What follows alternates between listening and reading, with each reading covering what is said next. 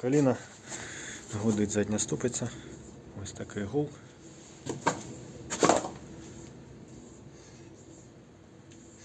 Зняли барабан. Ось отак. Підшипник у нас гудить і дуже туго крутиться. Знімаємо гайку ступиці, знімаємо ступицю. Відкрутили гайку ступиці, ось тут. Зараз будемо пробувати знімати зйомником, стягувати.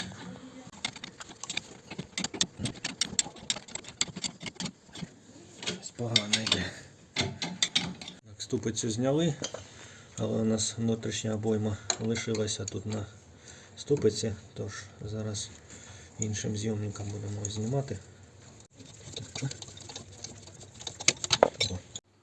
Тепер необхідно зняти стопорне кільце, потім перевертаємо і випресовуємо підшипник.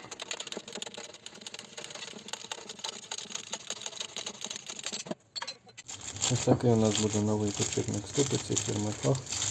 Зараз розпаковуємо його і будемо його пресовувати.